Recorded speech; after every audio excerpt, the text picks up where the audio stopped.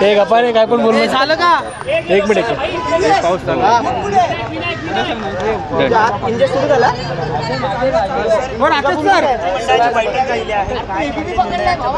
उत्तर महाराष्ट्रामध्ये सगळ्यात जो महत्त्वाचा विषय होता नारपान पेनगंगा हा जो प्रकल्प 30 वर्षापासून रखडला होता, ज्याचं पाणी हे कोकणाचं पाणी इकडे वळवण्याचा जो प्रकल्प होता किंवा मराठवाड्यामध्ये वळवण्याचा प्रकल्प होता, त्याच्यामध्ये उत्तर महाराष्ट्राला त्याचा फायदा होणार आहे. जवळपास 7,000 कोटीच्या प्रकल्पाला आज मान्यता देण्यात आलेली आहे. त्याच्यामध्ये नाशिक जिल्हा असेल किंवा जळगाव जिल्हा असेल, याच्यामध्ये जवळपास 5,000च्या आसपास हेक्टर जमिनीला या ठिकाणी फायदा होणार आहे.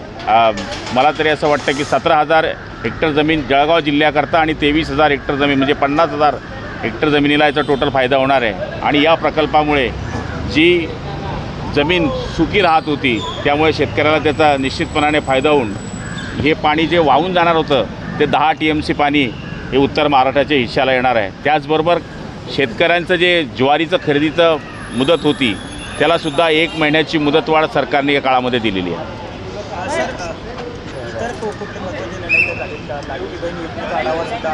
लाडक्या बहिणी योजनेचा या ठिकाणी आढावा घेण्यात आला आणि पुढच्या महिन्यामध्ये ऑगस्ट महिन्याच्या शेवटच्या टप्प्यामध्ये पुन्हा लाडक्या बहिणीचा एक कार्यक्रम नागपूरमध्ये होणार आहे आणि त्याच्यामध्ये लाडक्या बहिणींचे पैसे पुन्हा दिले जाणार आहेत. सर, राष्ट्रीय निवृत्ती वेतन योजनेला मंजुरी दिल्याची ओल्ड पेन्शन योजनेबाबत मंजुरी दिली. आज राज्य सरकारकडून सुद्धा मंजुरी देण्यात आली. विषय चर्चेला आला आहे पण अजून त्याच्या इतिवृत्त बाहेर यायचं आहे. पण आमचे जे महत्त्वाचे विषय होते ते विभागाचे ते सांगण्याचा या ठिकाणी मी प्रयत्न केला. मंत्री गैरहजर होते, VC द्वारे जॉईन झाले ते यासंबंधी. हे बघा, रविवार आहे आज, त्याच्यामुळे मतदारसंघामध्ये बरेच कार्यक्रम होते आणि ऐनवेळेस ही कालच माहिती मिळाल्यामुळे रविवारी जनरली सुट्टी असते आणि माणूस कार्यक्रम घेऊन ठेवतो, त्यामुळे मंत्री निश्चितपणे कमी होते. हिंदीमधले तुमचे एक पदाधिकारी आहेत हे म्हणाले, अमरावतीमधले एक तुमच्या पक्षाचे पदाधिकारी आहेत हे म्हणाले, त्यांनी असं म्हटलंय की महिला अत्याचार जे होत आहेत त्यामुळे महिलांच्या हातात बंदुका द्या तर हे सगळं प्रश्न सुटेल असं त्यांनी म्हटलं.